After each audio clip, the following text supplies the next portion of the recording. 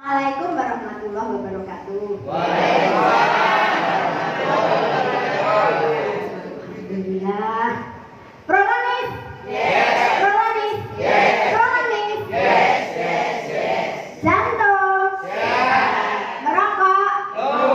DM? Siapa takut? Berkat? DKO. Apa itu DKO? Diet kontrol olahraga. Diabetes? Sehat, bahagia, gula darah normal. Salam germas, sehat, bugar, produktif. Prolanis Dokter Rita, jos. Oke, selamat pagi semuanya. Alhamdulillahirobbilalamin. Puji syukur kehadirat Allah SWT mari selalu kita panjatkan karena atas berkat rahmat dan nikmatnya kita semua sampai hari ini masih mendapat nikmat sehat dan juga nikmat sempat untuk menghadiri undangan kegiatan edukasi kesehatan di Prolanis Dokter Rita. Di sini ada tulisan ngopi sehat. Nah, ngopi sehat itu kita ngobrol pintar seputar kesehatan yang kita adakan khusus untuk peserta Prolanis Dokter Rita. Jadi kita punya Prolanis, program pengelolaan penyakit kronis. Ini kita fokusnya pada dua penyakit, yaitu penyakit DM, diabetes mellitus, dan penyakit hipertensi. Kenapa dua penyakit ini penting? Karena kedua penyakit ini adalah penyakit tidak menular, tapi resiko ke komplikasinya sangat banyak. Penderita diabetes itu sangat banyak. Bahkan Indonesia itu setiap tahun jumlahnya bertambah. Yang banyak adalah DM tipe 2. DM tipe 2 itu seperti yang diderita Bapak Ibu semuanya yang saat ini terdiagnosa DM. Jadi yang DM tipe 1 itu biasa pada anak-anak. Ini kita tidak bahas karena tidak ada peserta kita yang anak-anak ya. Kita DM tipe 2 itu terjadi pada orang dewasa, di mana banyak dipengaruhi oleh berbagai faktor. Nah, faktor apa saja itu? Ini ya. Jadi DM adalah penyakit kronis yang mempengaruhi metabolisme gula. Hari ini kita akan bahas kaitan DM dengan penyakit gigi mulut. Ya, jadi penyakit DM itu bisa berakibat timbulnya atau lebih mudah menimbulkan penyakit pada gigi mulut. Seharusnya memang yang mengisi dokter gigi, tapi dokter gigi kita hari ini ada kegiatan dan tidak bisa mengisi, maka saya menyampaikan ya, tidak masalah ya kalau ini gigi secara umum, nanti Bapak Ibu bisa bertanya kalau belum paham. Jadi penting ya untuk semua penderita ataupun hadirin di sini yang menderita hipertensi kan juga hadir untuk mengetahui hubungan antara penyakit DM dengan kesehatan oral atau kesehatan mulut itu ya. Ini penting harus kita pahami karena berdampak sangat signifikan penyakit DM ini, terutama yang tidak terkontrol pada kebersihan gigi dan mulut. Nah, yang tidak menderita DM tapi hipertensi apa juga berdampak? Nah, tentu ada, tapi hari ini kita fokusnya ke DM dulu. Nah, ini ya seberapa banyak sih penderitanya? Sangat banyak. Ya. Jadi prevalensi DM tipe 2 ini meningkat secara sangat signifikan, jumlah penderita semakin banyak dari tahun ke tahun. Di tahun 2021 itu sudah 10.700.000. Sekarang wah sudah sekitar 15 juta. Ya, semakin banyak. Makanya kita harus waspada. Untuk yang sudah terdiagnosa DM juga harus menjaga kesehatan dirinya, kesehatan mulutnya, agar nantinya tidak terjadi penyakit di daerah mulut. Bentar ya.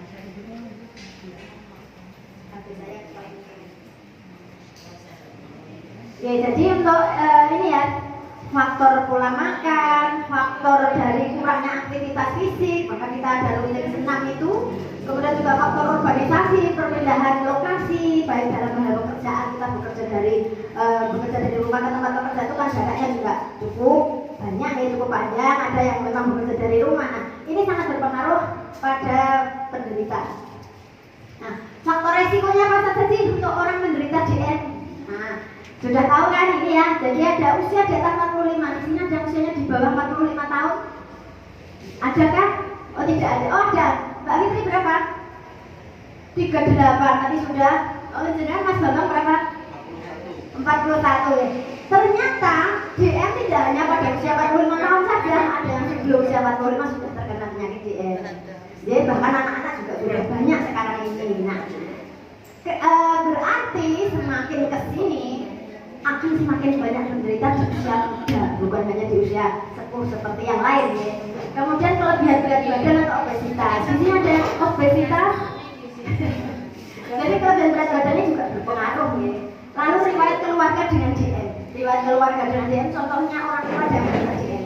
Salah satu orang tua terkena penyakit diabetes, yang satunya normal, resiko anaknya tertular atau terkena penyakit bukan tertular tapi menurun. Nah, ini bisa 50%. Kalau kedua-duanya menderita diabetes, anak-anaknya bisa dipastikan bisa terkena diabetes kecuali dia secara sejak dini sudah berupaya menjaga pola makannya, pola hidupnya untuk tetap sehat. Jadi kalau tidak hati-hati bisa dipastikan anak-anak semua menderita diabetes. Tapi kalau sejak kecil atau sedini mungkin sudah berupaya menjaga pola hidup yang sehat, bisa dicegah tidak terkena penyakit DM. Jadi DM ini tidak menular ya, tapi menurun bisa. Terkena tanpa ada faktor keluarga juga bisa karena gaya hidup yang tidak sehat. Kemudian kurangnya aktivitas fisik karena terlalu sibuk bekerja sampai tidak sempat olahraga. Tapi ada juga yang ngeyel, saya itu setiap pagi saja sudah nyapu rumah, itu sudah tidak olahraga bukan. Jadi yang namanya nyapu rumah itu aktivitas fisik, ya. Jadi orang yang rajin menyapu dengan yang tidak pernah nyapu itu ya tetap lebih bagus yang rajin menyapu, tapi lebih bagus lagi kalau mau olahraga, begitu ya. Karena kalau olahraga itu kita niatnya olahraga, kita fokusnya untuk kesehatan tubuh. Tapi kalau aktivitas fisik niatnya bukan olahraga, niatnya kita ngerampungnya gawean rumah. Nah, kemudian juga penyakit hipertensi dan dislipidemia. Hipertensi, jadi di sini yang duduk di sini tidak menderita dia kan hipertensi. Hipertensi itu juga berpotensi untuk timbulnya penyakit diabetes, begitu ya. Dislipidemia itu gangguan dari fungsi lemak, jadi kadar kolesterolnya naik, kadar trigliseridnya naik, ini masuk dislipidemia ini ya. Jadi itu juga bisa berpotensi untuk timbulnya penyakit diabetes. Nah, gejala yang muncul apa sih? Nah, gejala awal nih ya, penderita DM sudah bersong ya. Kok tak pertanyaan itu? Nah, sering buang air kecil terutama di malam hari, utamanya poliuri. Kemudian sering merasa haus terutama di malam hari, ngelak terus, minum berkali-kali kok masih haus di malam hari. Kemudian rasa kelaparan yang berlebihan. Jadi yang sebagai kelaparan, nah ini disebut polifagi. 3 gejala utamanya teriak gejala DM ini ya, ada 3 ini yang seringnya muncul pada orang yang menderita DM di awal. Tapi memang tidak mesti ada. Sekarang ini sudah banyak beberapa orang menderita DM tidak ada keluhan 3 ini, tapi keluhannya penurunan berat badan yang sangat jelas. Kayak saya ini sampai dicurigai semua orang. Jangan kalau menderita DM ya, karena ini bukan karena DM ya, karena banyak hal yang dipikir. Kemudian luka yang sulit sembuh. Nah, ini orang yang misalnya kepleset ataupun kecelakaan kemudian ada luka di kaki, kok lama banget sebulan nggak sembuh-sembuh, cek gula coba, ternyata kebanyakan ini, walaupun masih tidak yang normal ya. Nah, kemudian ada infeksi yang berulang, termasuk infeksi pada mulut. Sariawan kok rampung-rampung, nah ini ya, sariawan itu sebentar muncul lagi, ini juga salah satu gejala ke arah penyakit DM. Walaupun juga ada penyakit lain yang gejalanya sariawan tidak sembuh-sembuh gitu ya. Nah, kemudian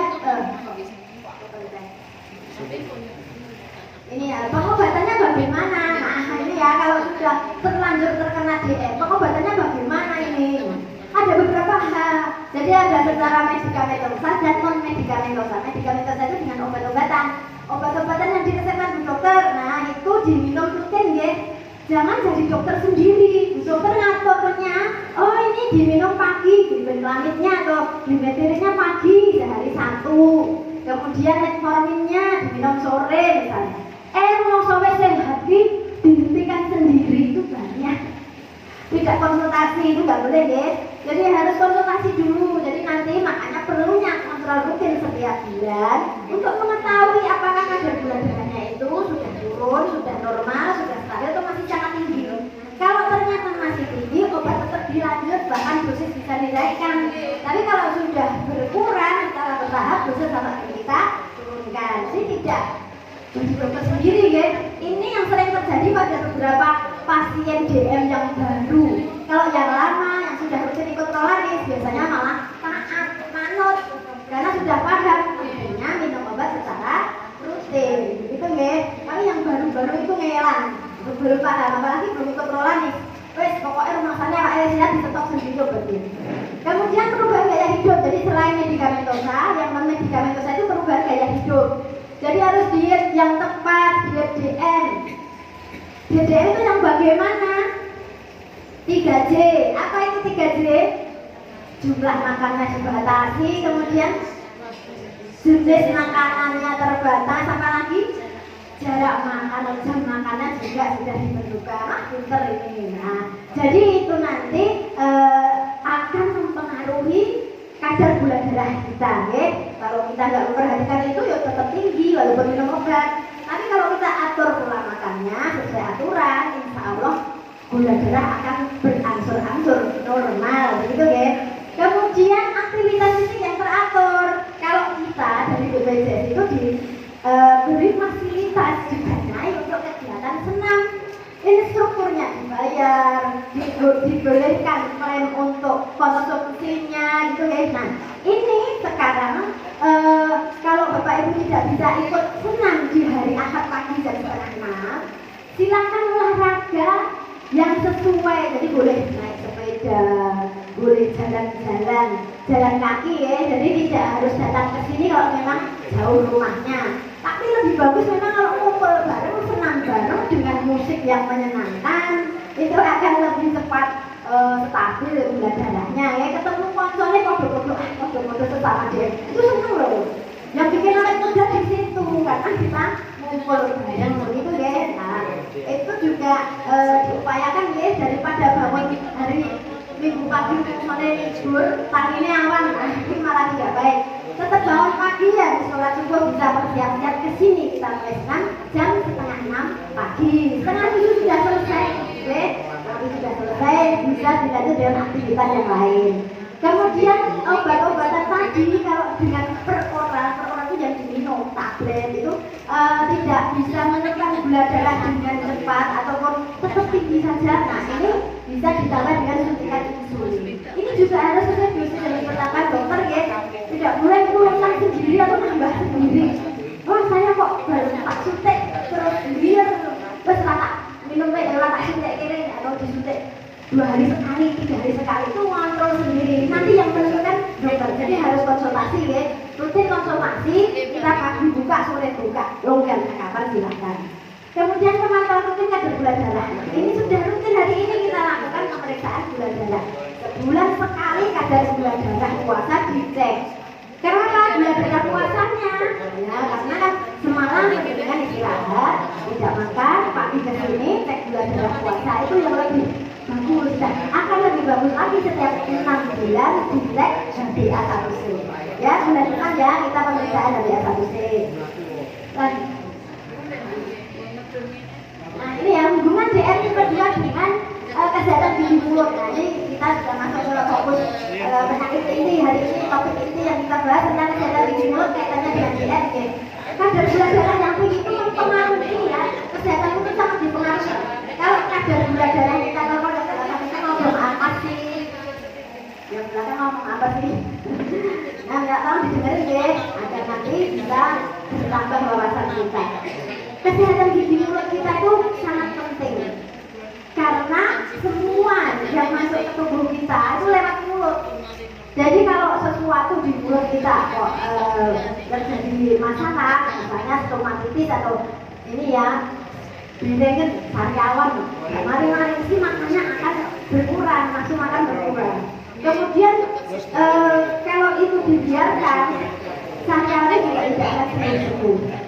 Penyakit DM ini akan memperlambat penyembuhan penyakit di mulut. Penyakit di mulut itu bisa sariawan, bisa penyakit gigi, bisa giginya berlubang, itu juga sangat mudah pada penderita DM. Ya, kalau orang normal giginya lebih aman. Kalau sudah kasih gosok gigi pagi sore aman. Tapi kalau penderita DM tidak cukup. Karena kalau kadar gula darahnya sangat tinggi berpotensi untuk merangsang bakteri tumbuh subur di dalam mulut.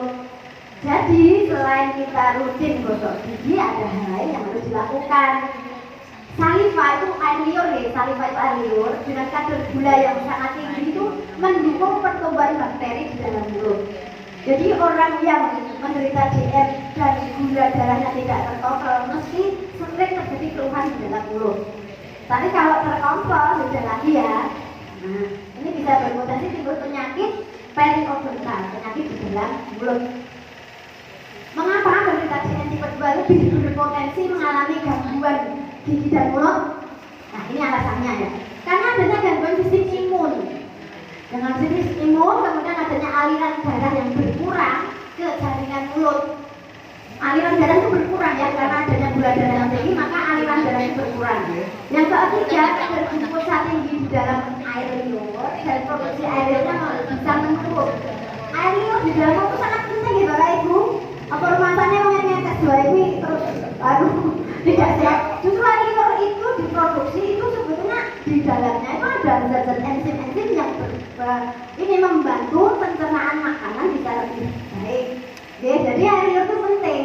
Nah kalau menderita gula yang kadar gula darahnya sangat tinggi itu produksi air liurnya berkurang, maka resiko terjadi penyakit gigi lebih cepat. Lalu proses peradangan kronis itu berkaitan nih karena saliva yang menurun itu. Nah kita bahas satu demi satu. Gangguan sistem imun. Sistem imun itu sistem kekebalan tubuh. Ya, jadi dengan sistem imun yang tidak baik, maka berpotensi untuk timbul berbagai penyakit. Yang menjaga kekebalan tubuh kita itu apa sih? Itu adalah leukosit. Leukosit itu sel darah putih. Dan leukosit ini terdiri dari ada nekrofil dan makrofag. Sel-sel ini yang menjaga kekebalan tubuh kita. Kalau ada kuman masuk, bakteri masuk, virus masuk menyerang tubuh kita, leukosit yang akan tampil lebih dulu sebagai tentara yang menjaga tubuh kita. Nah, kalau leukosit kita ini fungsinya menurun, maka kekebalan tubuh kita akan menurun. Akibatnya akan mudah terjadi penyakit infeksi, terutama di dalam mulut ini ya, akan mudah terjadi penyakit infeksi dan sulit sembuh karena kadar gula yang tinggi itu tadi menyebabkan kita tidak sembuh.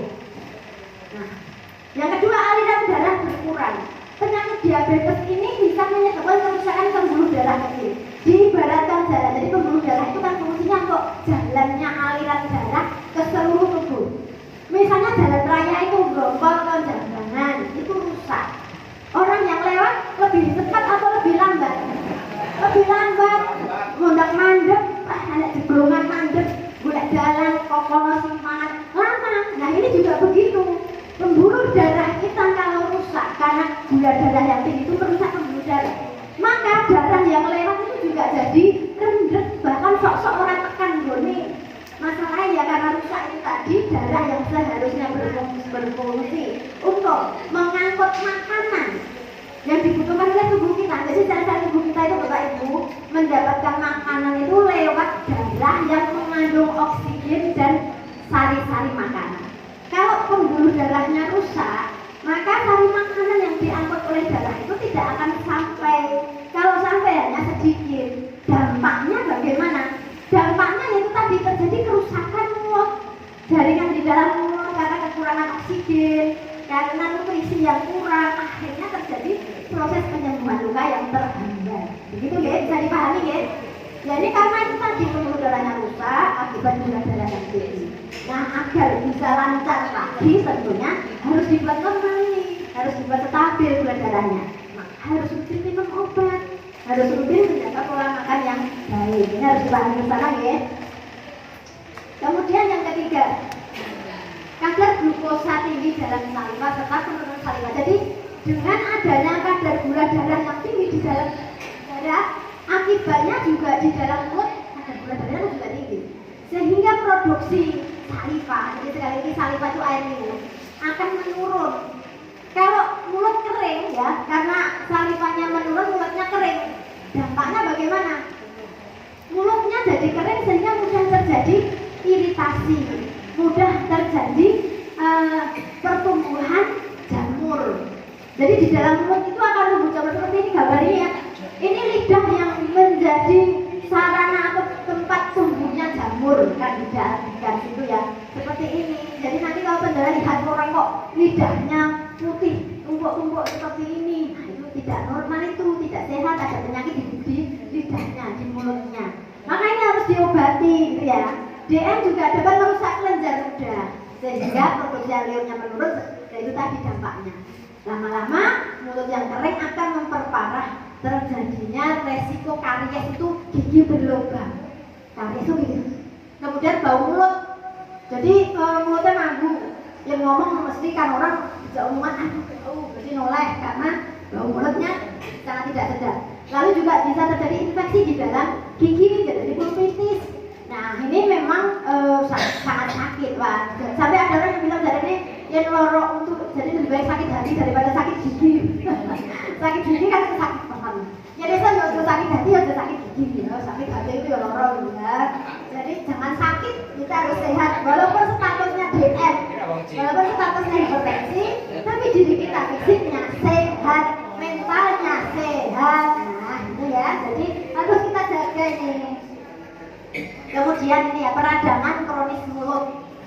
Karena gigi itu tadi ya, mulut kering karena salivanya menurun, bisa terjadi penyakit di dalam mulut. Dan kalau ini kelamaan, atau dalam arti gula darahnya tidak turun-turun, diabaikan, maka terjadi ini tadi peradangan kronis. Kronis itu jangka panjang. Jadi sakit peradangan di dalam mulut itu tidak hanya seminggu 2 minggu, berbulan-bulan gitu ya. Terjadi kerusakan gusi dan tulang penyangga gigi akan lebih mudah rusak ya. Jadi dibandingkan orang yang sehat yang tidak menderita diabetes, penderita diabetes itu giginya mudah goyang. Ada yang keluhannya gigi goyang di sini, makanya itu terjadi karena gula darahnya yang tinggi ya. Jadi di sini bisa dipahami nih Bapak Ibu bahwa kita walaupun sudah terdiagnosa diabetes tetap harus semangat untuk normal. Gula darah normal itu target kita. Ya, jadi seperti diabetisi. Nah, salam diabetes itu sehat, bahagia, gula darah normal. Sehat itu fisiknya, bahagia itu mentalnya. Ya, jadi secara fisik, secara mental, jasmani, rohaninya sehat dan bahagia, gula darahnya normal. Ya, jadi ini target kita. Harus normal. Tapi normalnya harus normal beneran, bukan normal karena begitu oh iya Sabtu jadwal periksa lab, seminggu ini ngantuk ramangan apa. Jadi dicek itu normal. Tapi begitu tahu normal sih wis mangane derbo apa derbo. Nah itu nanti akan konangan saat dicek HbA1c. Nah kalau HbA1c dicek akan terlihat bahwa penjelasan itu benar-benar normal gula darahnya sepanjang hari atau hanya sesaat saat mau cek lab sebulan sekali, itu akan terlihat. Ada beberapa orang yang setiap cek gula darah puasa normal, tapi HbA1c-nya langsung wah ternyata tinggi sekali. Tapi ada juga yang memang sudah normal dua-duanya, kita acungi jempol. Ini mesti sudah hati-hati pola makannya, sudah hati-hati ini ya, istirahatnya teratur, olahraganya teratur, jadi pola hidupnya sudah sehat. Tapi yang itu tadi gula darah puasa normal tapi kok HbA1c-nya tinggi, nah jadi mesti ini aku satu c. Nah, jadi agar gigi kita selalu sehat, agar mulut kita selalu sehat, maka perlu kita jaga agar kita pencegahan masalah gigi dan mulut ini terutama pada penderita DMD. Bagaimana caranya? Nah, yang pertama itu yang hari ini kita lakukan, kontrol kadar gula darah secara rutin sebulan sekali. Hari ini dicek semua nanti ya, secara ketat ini sebulan sekali ya. Kemudian yang kedua, sikat gigi 2 kali sehari dengan pasta gigi yang berfluoride. Jadi fluoride ini sangat penting, maka benar kalau beli odol cari yang berfluoride itu ya. Kemudian selain gosok gigi, ternyata masih perlu menggunakan benang gigi atau dental floss. Itu nanti saya jelaskan. Gunakan ya benang gigi itu setiap hari, terutama habis makan. Setelah berumur masih ada sisa-sisa makanan yang nempel. Nah, kemudian kunjungi dokter gigi secara rutin 6 bulan sekali. Di sini kita sudah punya dokter gigi. Cuman memang saat ini tahun ini kita belum bisa BPJS Bapak Ibu. Untuk klinik kita bisanya menjadi klinik BPJS ternyata nanti nunggu tahun depan per 1 Januari. Ya, kemarin saya sudah konsultasi dengan Bapak BPJS, disampaikan bahwa untuk bisa beralih status dari DPP, dari praktek mandiri ke klinik BPJS, itu nanti harus kredensialin di bulan September, kemudian mulai berlaku per 1 Januari tahun depan. Nanti ya, sehingga nanti kalau sudah klinik BPJS, Bapak Ibu, periksa giginya bisa di sini dengan gratis. Kalau sekarang belum bisa, gratisnya baru dengan dokter untuk poli umum. Kemudian hindari rokok. Nah, saya ingin tahu nih bapak-bapak, apa masih ada yang merokok? Ini kok MSM sehingga oh betul. Pak Sardiman merokok betul. Betul masih ya, sehat. Di sini saran saya kalau sudah terdiagnosa DM, stoplah rokok. Yang lain jangan merokok. Jadi sebetulnya merokok itu sangat kesehatan ya. Bisa timbul berbagai macam penyakit, terutama juga DM ini berpotensi nanti mulutnya akan bisa jadi penyakit kalau masih tetap merokok. Kemudian minum alkohol, kalau ini tidak ya, minum alkohol tidak ada toh? Tidak, semuanya menghindari minum alkohol. Yang diminum apa Bapak Ibu? Air putih hangat yang bagus ya. Bangun tidur air putih hangat 2 gelas, ya harus dilakukan untuk kebugaran tubuhnya. Nah ini kita bahas sekarang apa itu benang gigi.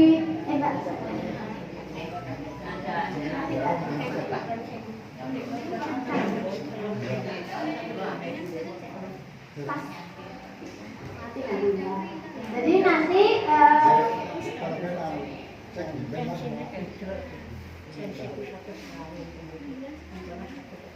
maaf ya, ini buat teknis ternyata laptopnya nggak bisa baterai.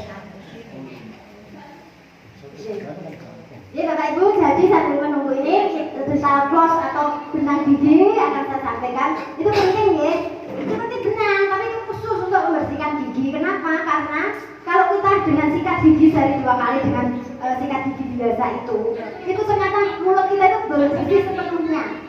Di sela-sela gigi itu masih ada sisa makanan yang menempel. Jadi perlu penggunaan dental floss. Nanti cara menggunakan bagaimana bisa konsultasi dengan dokter gigi ya.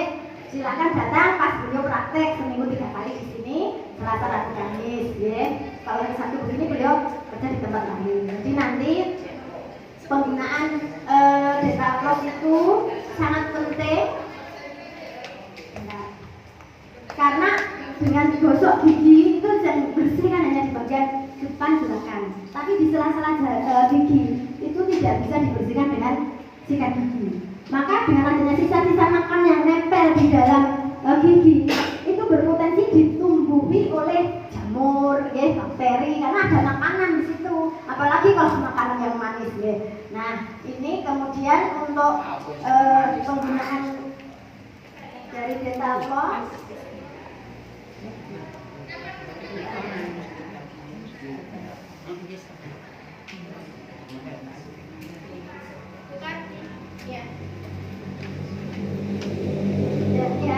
Manfaat dental floss atau benang gigi itu membersihkan sela-sela gigi, kemudian mencegah gigi berlubang ya. Jadi gigi berlubang itu karena adanya sisa makanan yang masih di dalam mulut baru sudah sikat gigi. Maka dental floss itu gunanya untuk membersihkan itu. Juga mencegah radang gigi. Intinya untuk membersihkan gigi secara sepenuhnya di sela-sela gigi itu dengan dental floss sehingga resiko terjadi gigi berlubang, terjadi peradangan gigi itu bisa kita hindari. Penyakit periodontal itu abses gigi itu bisa kita hindari.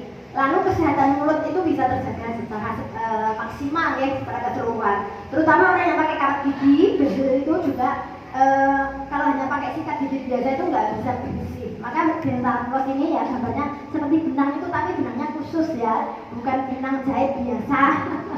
Jangan sembarangan loh, benang jahit dibungkus gigi ya, malah nanti berpotensi rusak.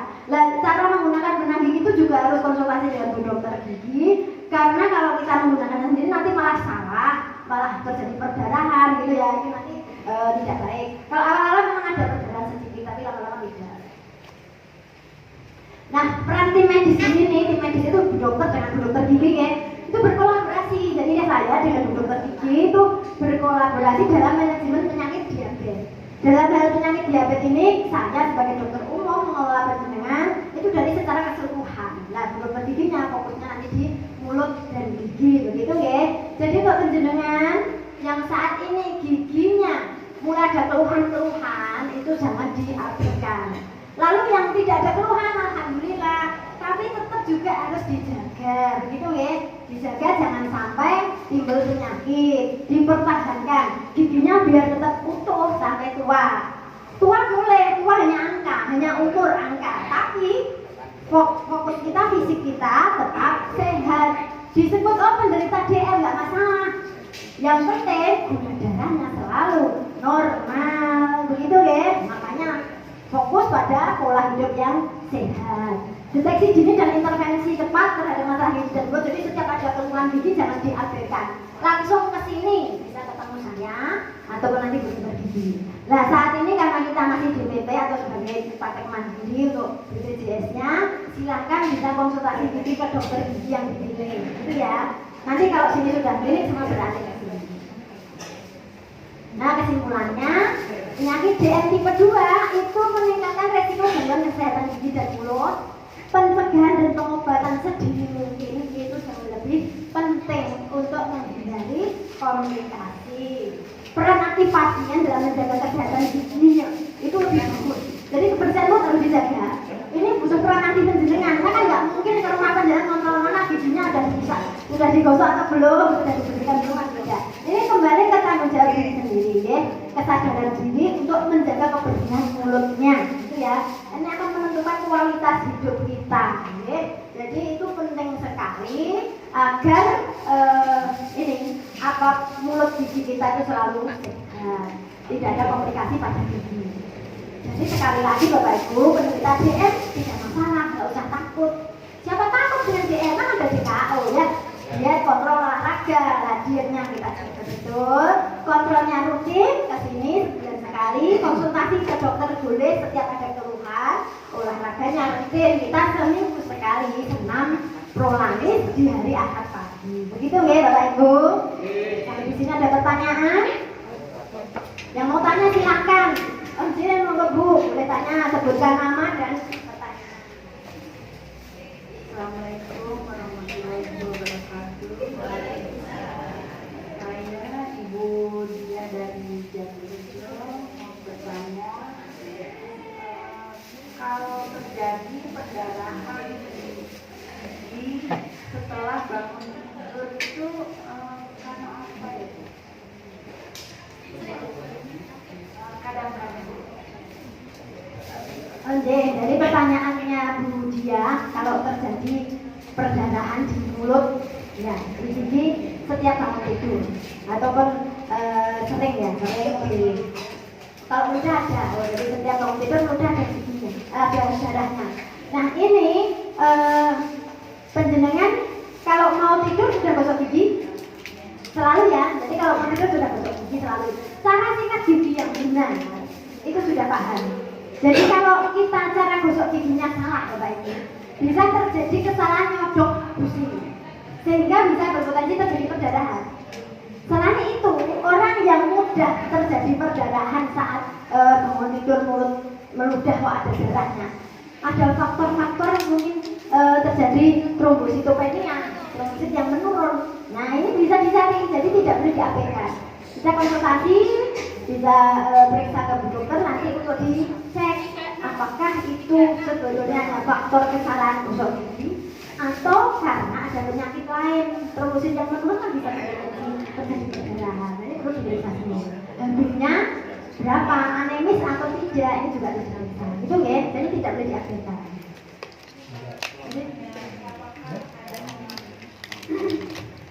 Apakah perdarahan itu ada pengaruhnya dari mengkonsumsi obat pengecor darah? Yang sangat berpengaruh. Jadi kalau orang yang menderita jantung kan ada obat pengencer darahnya. Ini bisa berpotensi terjadi itu tadi perdarahan itu karena diencerkan darahnya. Ya. Jadi meludah kok ada darahnya, ternyata saya konsumsi obat pengencer darah. Nah ini sudah berapa lama konsumsi obat pengencer darah? Sudah lama. Nah jantungnya juga harus dicek ya. Jadi memang mengkonsumsi obat pengencer darah ini tidak boleh seumur hidup diminum terus. Jadi harus ada jeda, ada waktu untuk konsultasi untuk diperlukan atau tidak. Gitu ya. Jadi kalau sudah ada tanda-tanda perjalanan seperti ini sebenarnya diberikan dulu, tapi juga jangan langsung berhenti sendiri, konsultasi dulu. Nanti ya, silakan nanti obat-obatnya di bawah saat konsultasi ya di jam praktek saya ya. Sore ada, pagi hanya pagi ya kalau saya pagi tidak bisa hanya sore kalau saya. Tapi kalau pagi ada Pak Dokter ya, itu Pak Dokter Ari itu pintar sekali gitu ya. Jadi sore saja kalau ketemu saya. Nanti ya. Ada pertanyaan lain, Bapak Ibu? Ada pertanyaan lain kita yang tanya om takon mungkin Pak Ibu siapa sih? Oh, ada berapa? Oh 3, oke. Nih, ada pertanyaan lain yang tanya om takon saya ingin tak takoi. Jadi tak takoi lagi. Nah siap-siap menjawab ya. Pertanyaan saya, apa tanda-tanda gejala orang menderita DM? Oh silakan Bu Umi.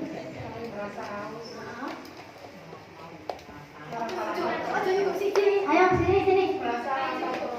Sini maju sini. Bukan namanya nanti kalau banyak nyebut sisi juga gampang apa ayo sini. Maju ke sini menjawab biar semua dengar. Di sana. Silakan. Assalamualaikum warahmatullahi wabarakatuh.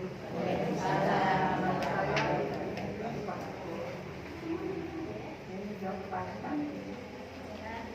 Kalau gejala tensi antara lain sering merasa haus, sering merasa lapar,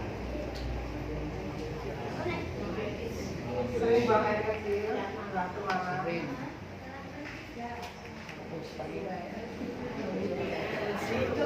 Telur cukup, tapi sebelumnya kan masih ada gejala lain ya. Berat badan turun dengan cepat, apalagi? Pinter ini bareng-bareng. Oke, nanti langsung dikasih hadiah atau nanti aja ya. Nanti hadiahnya nanti. Yang bertanya pun dapat hadiah.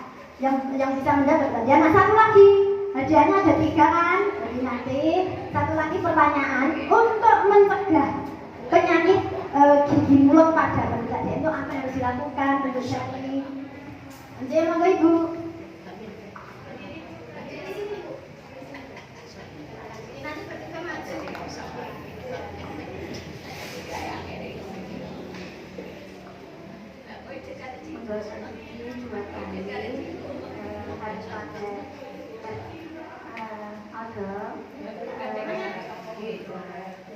Kosong ini pakai odol gitu, odol sedang bagaimana?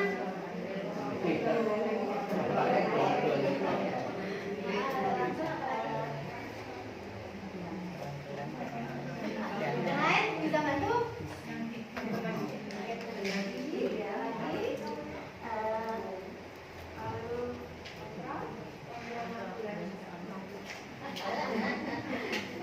Ini 6 sekali kamu dokter gigi ya. Selain itu ya kontrol rutin ya. Jadi untuk fokus ke mulut itu bukannya terus hanya di mulut, tapi juga menjaga gula darahnya selalu normal. Jadi cek rutin setiap bulan, ya. Rutin itu secara ketat, pola makannya diatur. Jadi untuk menjaga kesehatan gigi mulut pada penderita DM itu ya menjaga kesehatan secara keseluruhan. Gitu ya. Oke, tepuk tangan untuk kita semuanya. Hadiahnya berapa nih? Nah, itu jadi tadi ini takon yang bertanya. Oke, maju ke sini semua yang bertanya dan yang menjawab. Saya kasih hadiah. Silakan maju ke sini. Atau ada pertanyaan yang lain? Coba ngerti nek wong takok, nah. Tidak ada yang bertanya. Sudah kan semua? Ojo-ojo untuk kok ini jelas sekali yang mesti diomongin dulu tenangnya. Silakan maju Bu. Silakan maju Bu. Sini, maju. Ayo waktunya santai.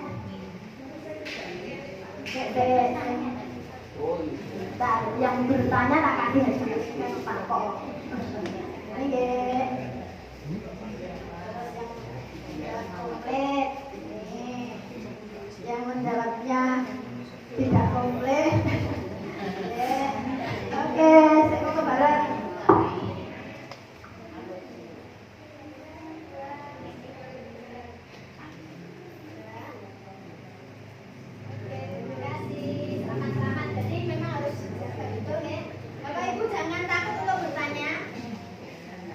Jadi jangan takut untuk bertanya, jangan takut untuk menjawab.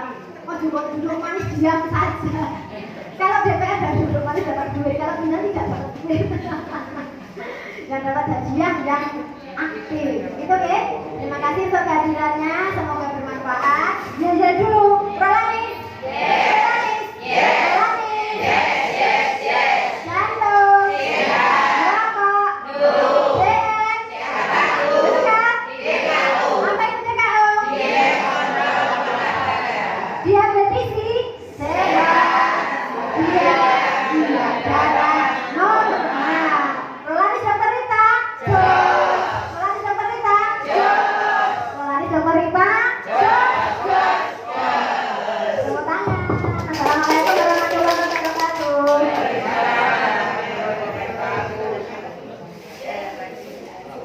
Jangan takut bertanya. Siapa yang mau piknik? Bapak Ibu yang belum daftar piknik masih ada kursi 10. Silakan daftar. Hari Senin tanggal 12 pukul jam 6 pagi di rumah saya. Sarapan dulu ya. Karena nanti kita dapatnya Senin kalau pagi, terus makan siang dan makan malam. Prasmanan nanti. Monggo yang belum daftar masih bisa ikut.